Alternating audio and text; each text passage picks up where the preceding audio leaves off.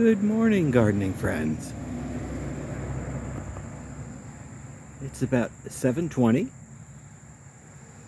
on June 30th. It's another hot, sticky day.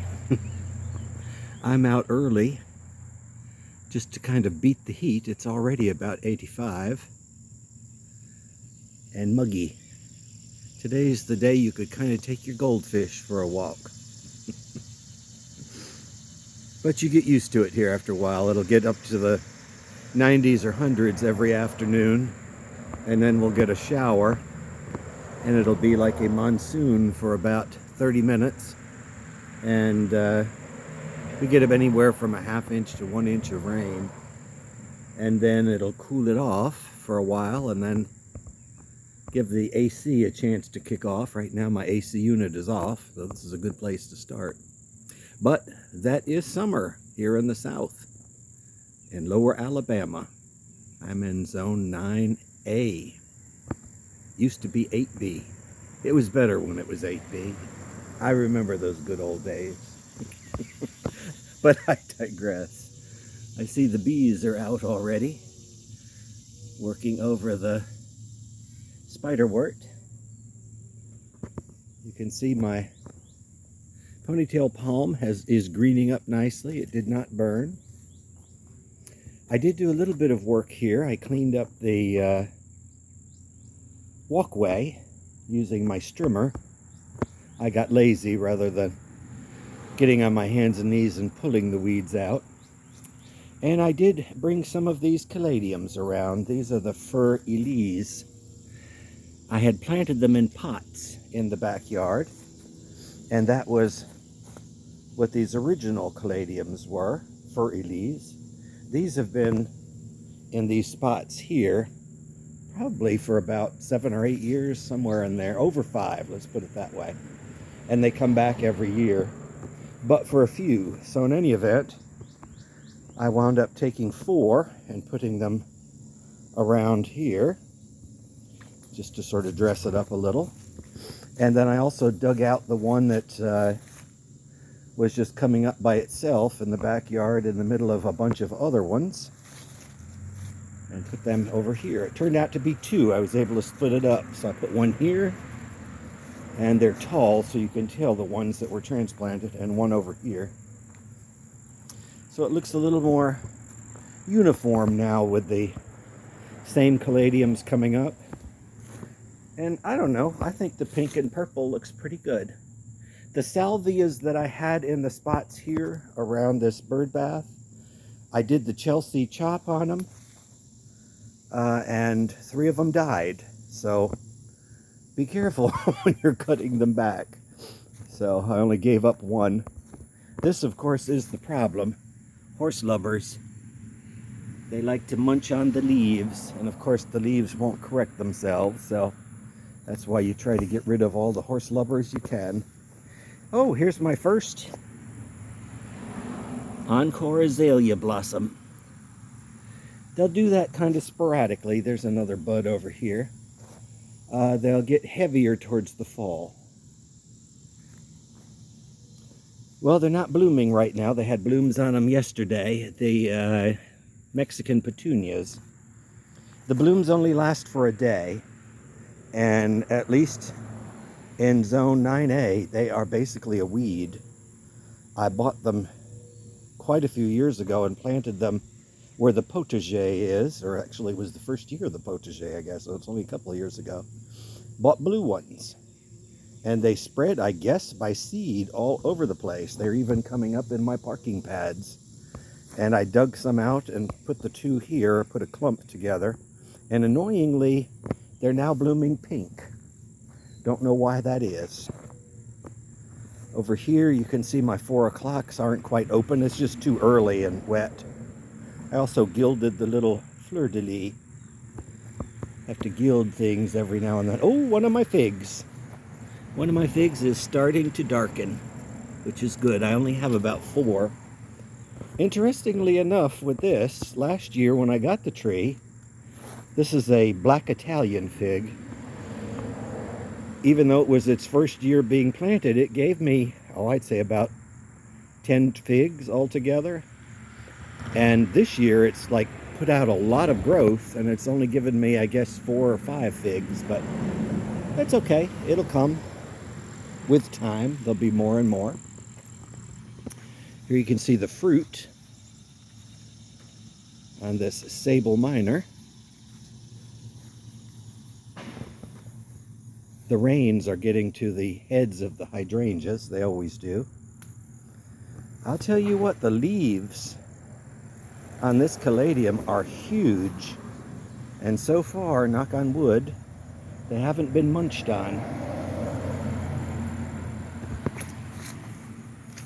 Oh, and here's the crocosmia blooms. They started, that was not there last week. I don't know, yeah. I planted bean seeds along the front here, and there's a row all the way down. But unfortunately, the birds are getting to them, so I think I will abandon all hope of that and put something else there.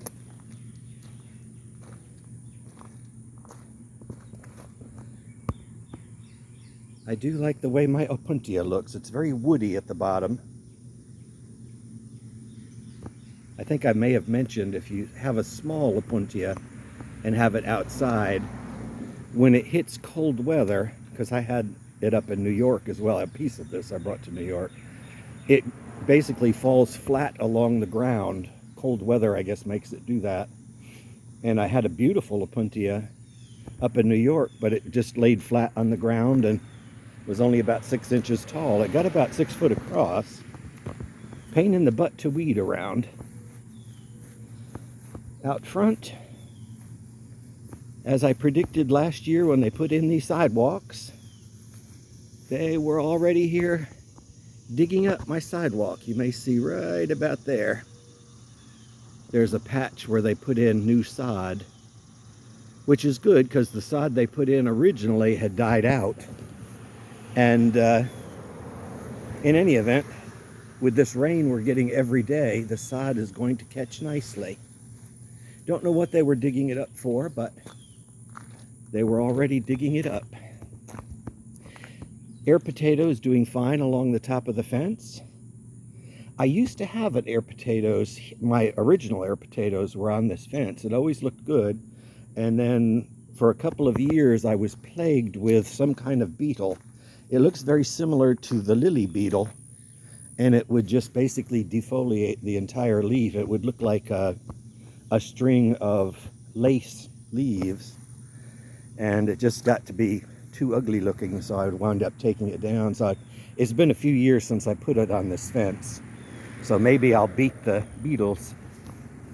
I did buy a packet of cucumbers since I had to get the actual plants to beat the birds, and I actually found one plant with 3 in it, so I bought it.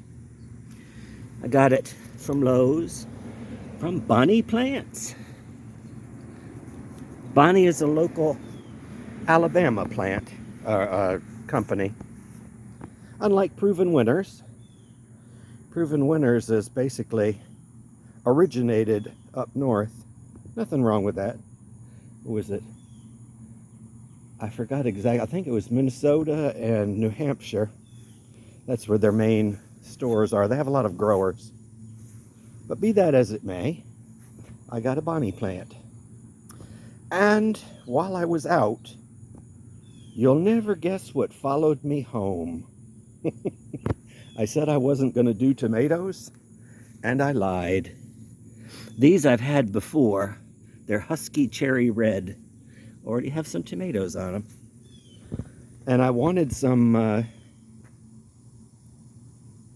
stakes to put in there.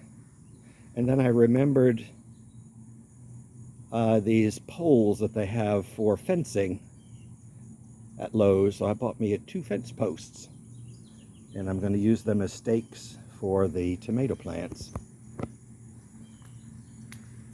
Oh, Michigan and New Hampshire are the spots where proven winners are from. Found out I went down a rabbit hole of proven winners. They've been around for 1 year longer than I have been gardening here.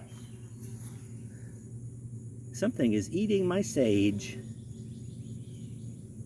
Don't know what it is. I'll have to keep an eye out for it. Every now and then I spot a caterpillar or something. My bloody sorrel that I planted a few weeks ago isn't dead yet. That's how I view a lot of new things. Oh, I did also have to cut back this butterfly bush. Half of it just died. I think I told you I kind of stuck my hand in the soil to see what the problem was. And my fist went through. It basically was hollow. Something had... I do have a problem with moles or voles, one or the other, in this front yard, and it had tunneled underneath it. So I compacted the soil, and the other half didn't die. And so what I decided to do, because I was prepared to rip the whole thing out, but since half of it's still in good shape, I'll just trust that it'll sprout back. My lilies of the Nile are looking good. Ooh, a lot of bees are out today working over the spiderwort.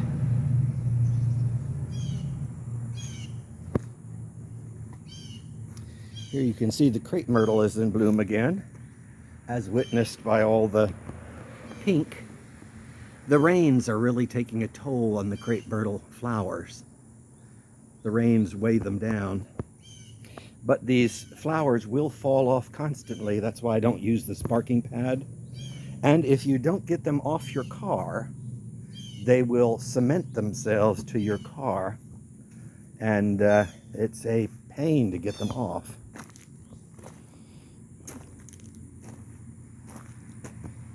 Here you can see the white Christmas caladiums are doing okay. Of course, with this rain every day, they're looking good. These started out looking bad because there was apparently a cat fight on my back deck, and one of the flats of the caladiums, as I was planting them, had fallen over and spent a day or two on its side, so they all came up crooked. They'll straighten out with time. My lemongrass is doing really well. That's already about, I'd say, 4 foot tall on its own, 5 foot in the pot. All you eat are the very bases of that. Well, you don't eat it. It flavors things. A lot of Thai cooking. The Australian tree fern is loving it, although these 100-degree days that we're getting is frying some of the foliage at the top. I do find in the real heat that it does not wilt anymore. When it was younger, it used to wilt. But I do come and spritz it with cool water when I have the hose out to sort of cool it off some. I had to clean this out. The lavender had another dead patch in it. For some reason, it just, from out of the blue, a chunk of it died. Oh, here you can see the datura that I moved twice is finally doing well. Hasn't opened yet, too early in the morning. And the mother of my nandinas, I cut it back, about 3 weeks ago, you can see is already sprouting. And it'll catch up quite easily to the camellia on that end. This one was just cut last Thursday, and so far there's no sprouts at the top, but they will come. I do have faith in that. I did move my pot of colorful leaf things, coleus, and I hope I got a cordyline, because I have them in my pots. There's one in the urn here, and there's one in the backyard in a pot. And they seem to come back every year, although they will die to the ground. And I went to Lowe's. It pays to have an open mind at Lowe's. And they had a couple of cordylines to choose from, and they were like nearly $30 a piece. And I said, although I've got the money, it's like, no, I'm not going to spend it on that. So I gave up on cordylines, but I always shopped their discount section. And in their discount section was a patio pot that they had a cordyline in the middle and 4 mandevillas around that. And one of the mandevillas had died. And so it was on sale for half price. And the half price meant 15 bucks. So hot damn.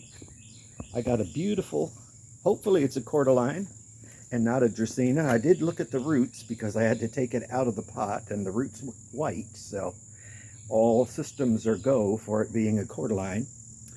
And on top of that, so I got it basically for half price, and on top of that I got 3 perfectly good mandevillas to pot. One of which I put over here on the table. I put the best one here. I had that geranium in that pot for the last 3 or 4 years, and sometimes things just don't perform anymore. So I decided to lose the geranium, as I did the 2 geraniums in the pots. The main reason I wanted something else for those pots is one of those geraniums just looked pitiful. Sometimes those discount geraniums you get at the beginning of the year don't really amount to much. So, well, they weren't really discounted. It was regular price, but they were small geraniums, so they were inexpensive. So in any event, we went on a geranium replacement spree here in the front yard. Here you can see the problem with citrus trees, especially when there are lots of rains.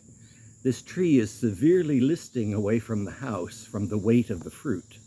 And the fruit's only half of the way ripened, so it's going to get heavier.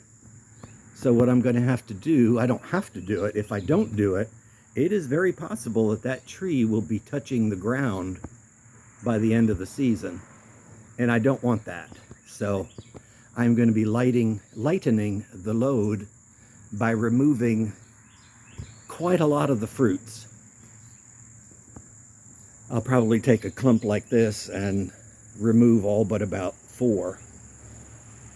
And the tree will straighten up some and save the tree. I'd sooner the tree be saved than the fruit. And here, the story of my angel's trumpet. All of the leaves totally fell off after they got spritzed with the wet and forget.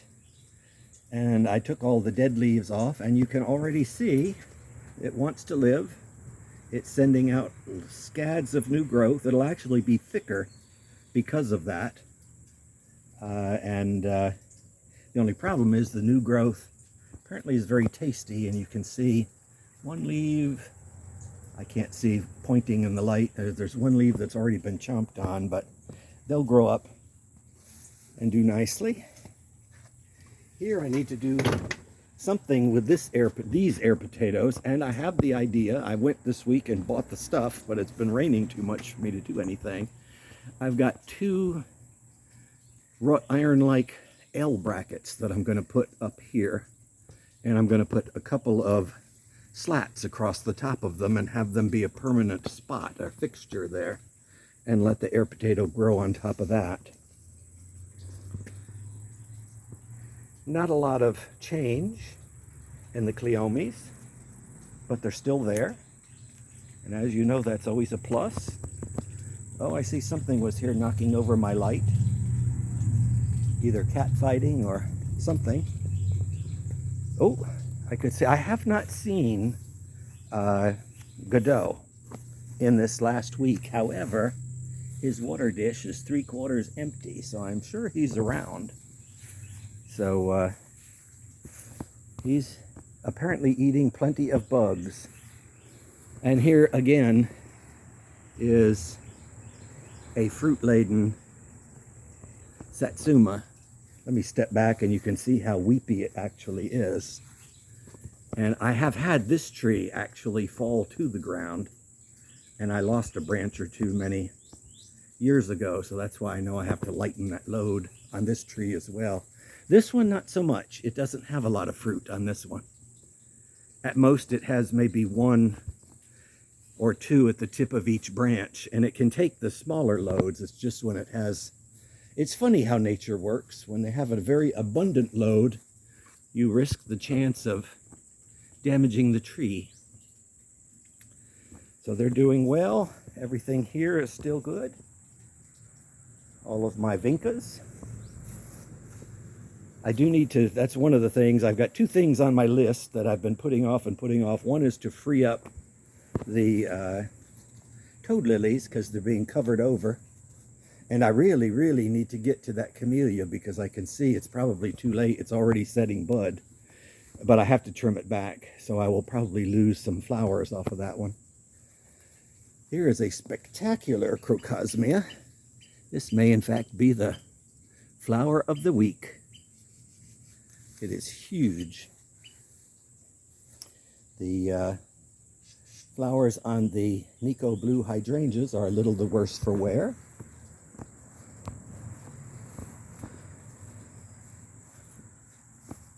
And my trough, I think I'm going to call this Gary's Signature Garden. I have seen a few shows on YouTube where they have a signature garden, so this is going to be my signature succulent trough. Everything else is doing fine. No real change since last week. The lantana are not blooming profusely, but they are blooming, but they have a lot of buds, so they will. They're kind of just taking their sweet time. Back in here where I have already trimmed all the other sides of this camellia, it's starting to thicken out again. If you go through here, you can really see that the boxwoods are growing. So won't be replacing them this year. It is definitely feeling and looking like a jungle here. One, due to these huge bananas, which are now easily 13 feet from the ground, but even from the deck, about a good 10 or 12 feet up from the deck. So they're swallowing up the side, but in 100-degree weather, I put all of the light-sensitive plants underneath so it keeps them from frying. And I seem to have found the spot for my rose-scented geranium because it has stopped turning yellow and wilting every day. Here's where I clumped the other two mandavillas that I got along with the cordyline. Back in here, all is well. Caladiums you don't see that well from this side, but they look kind of neat looking through them from the kitchen. Roses, I'm still getting roses. Of course, I'm cutting them. I'll cut that flower today because if not, it will be fried by this evening. I did have to stake up my tarragon. It was getting a little too floppy. It seems to be okay in that spot as long as I keep that umbrella up. And here you can see another casualty of the rains. The flowers on this white crepe myrtle are spectacularly huge. However, the rains, the weight of the water on the flowers is making it more of a weeping tree. It will straighten up. The crepe myrtle is a very tough wooded tree. If you've ever cut a crepe myrtle by hand, you'll recognize that. They make perfect stakes if you do pollard them. However, they do need to dry straight. I dried them one year standing up, and they twisted. I mean, they still made good stakes, however, they were crooked. So if you can like bind them together when they dry, they'll make a nice straight and strong stake. This little banana is doing okay, and it's in a perfect spot with the shells on top of it so thick. When the rain pounds off the roof, even when we're getting these soaking rains, it doesn't splatter dirt all over because the shells keep the dirt intact. This Sarracenia is doing spectacularly well. Last year, if you go back, you'll see it was just that height, so it has doubled in height. It's a final height now. And I moved the little nepenthes to the back because it was getting a little too much sun. And again, it's not dying, a good sign. Sun patience, it may have been a mistake, but as long as I keep that, I put a bigger tray underneath it and I keep it full of water. I came in one day after when it got up to 100, and that whole impatient was laying flat. I mean, literally, I could have run a lawnmower over it. If it was in the ground, I could have run a lawnmower over it and not touched it. And so I watered it again, and it stood up again, but it looks like it's a little the worse for wear for having gone through that. So it may also be just the damp weather we're having, the wet weather. Whatever. It'll bloom again. My bat-faced Kufia is still blooming. I did go to the place where I bought that, A Bloom, here in Alabama, and was looking around, getting inspiration to see what else they have. I've learned, except unless you're going to go off the internet, we didn't have that years ago. You always hear people, oh, plan your garden, figure out what plants you want. Well, if you do that, then you have to find them. So I used to go another route, which was walk around the nurseries, visit quite a few, and see what plants they have that you can use. But now in the day of the internet, you can pretty much buy whatever you want online as long as you're willing to pay the shipping charges. If I do place an order, I usually try to get the maximum amount in for the shipping charge. I've learned how to work even Walmart. I'm getting some pajamas delivered tomorrow, but the pajamas alone didn't make the $35 minimum. So I made up the $35 with cans of chili, hot dog chili. I'm sure they're loving me. But I made my $35.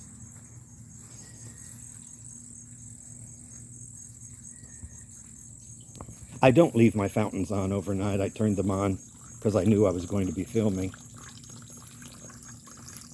This looks pretty good up in here. Oh, something's been digging a hole. You can see a little sunny section back in there. Could be the turtle. Godot loves to dig holes. I noticed this pleated palm or ground palm did not come back as thickly as it was growing there last year. It does like that spot because of the runoff. I haven't fertilized yet, the runoff of the fertilizer for my palms. Oh, you get a good view right now of the fruit of this pindo palm. It hasn't turned orange yet, and maybe the squirrels haven't noticed these. They do look a lot like acorns at this stage, and the squirrels have totally eaten them off of that particular stalk. Oh, there's a couple that they left that are turning orange, so a few will ripen, but these in the front will have a better chance of forming fruit. And you can smell that it's a citrusy smell. Right now it smells good. It'll smell a little bit worse later. I am a little prejudiced because I don't particularly like the smell of it. It really is, you could describe it in a positive way as a butterscotch smell. I like to describe it as a citrusy, rancid butter smell. I did move this. This is still Furlese. I left this one pot and I got rid of the other. And of course, here's where I stuck the coleus, and I have some cuttings of coleus that I will put on this side and move my chicken on. So I worked this area over. I still have to rope up the ground orchids, the Japanese ground orchids, because they get a little floppy. And I just prefer them to be a little neater so I could actually use the bench. And here's where I got the furry leaves were coming up in here, along with the ground orchids. There are, not ground orchids, the ground palm. You can see the ground palm is coming up in this area. It's just a little slower. I may get another one from somewhere else and plant a couple more. This was the original spot where I had ground palms. So basically I removed all of the caladiums except that one type, Kathleen. The top of this palm, if I can get you out of the sun to see it, is approaching a good length. It'd be good if it was about 3 foot longer. It's awaiting fertilization. I was just too exhausted yesterday after the planting. This planting in this heat does make you tired quickly. Not to mention you have to launder all the clothes you're wearing. My knockout rose still blooming. This is actually a pretty caladium. This one I got new this year when it was on sale. Carolyn Wharton is the name of this one. And actually this one, to me, does look a little more unique from all the others in that it has like pink and red and green in it. It does look different to me and kind of nice. Ooh, lots of flowers open. They were not open last night or yesterday when I was working around here. The white angel's trumpet doing well. This has thickened up nicely in the last couple of years. There used to be about a 6-foot tall hedge of hollies all along this backside years ago, and I cut them back one by one. I just left 2, one here and of course one over there. And so it took a while to fill all of that ground, and when it takes time like that to fill, that's when you appreciate the fact that when it gets thick like this, it really does control the weeds, because I'd have to be weeding it almost twice weekly with all these torrential rains we get. If there are any seeds, they come up rather quickly. There you can see that holly is doing better. It still doesn't look as good as the one that I pruned in the spring. I also have to get to that trumpet vine. Probably about 20 years ago, the neighbor on that side of the fence planted a trumpet vine, and it keeps wanting to come up on my side. I would not recommend planting trumpet vines in the south. They grow unless you've got some place for them to ramble and you don't care. Same thing with wisteria. Wisteria, once when it finds its spot, will ramble, and if you let it grow around pillars on a porch, it will, in time, left unchecked, rip the pillars from the porch. It is extremely strong when it gets older. Here you can see the white Christmas really shows up in that little dark corner. White Christmas caladiums that I had sprouted, and they look really good next to the purple. The smell of the lavender is quite strong this morning. Back there, the pink angel's trumpet has not bloomed yet. I see a lot of leaves and things on it, but I don't see any sprouts yet. And the pecan needs a stronger stake, but the pecan is doing well. This is the peach angel's trumpet. There you get a good shot of Carolyn Wharton caladiums, that is. And something ate, I see the tip of one caladium, as well as a chunk out of my banana. Horse lovers.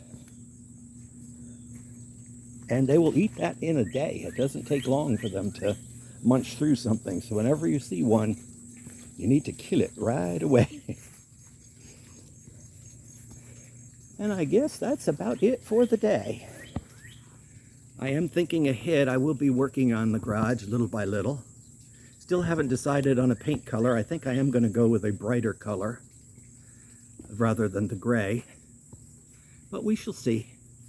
The one thing is for sure, I have nothing to grow over the top of that yet. I'm thinking maybe next year I might do an air potato vine because they grow so quickly, and let it grow up to the top. And in the meantime, there is somewhere in there, there used to be a rose that I had on top of the trellis. It's behind this needle palm. I had to cut it in order for us to replace the wood on that side of the garage, but I never got back to painting because I haven't decided on a paint color yet. And I'll leave you with the weeping crepe myrtle. The one thing I never noticed until it came down to nose level, because these bottom ones really are nose level, that it has a fragrance. To me, it kind of smells like, what is it, Johnson's baby powder, with just a little hint of citrus. But it's mostly that powdery smell. So it's a pleasant smell.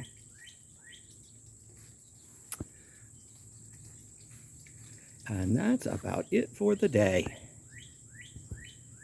Let's see, what's a nice parting shot? Let's take a parting shot of this palm in the sun. So have a good week. Hope you can get outside in all this heat and rain. And take care. Until next time.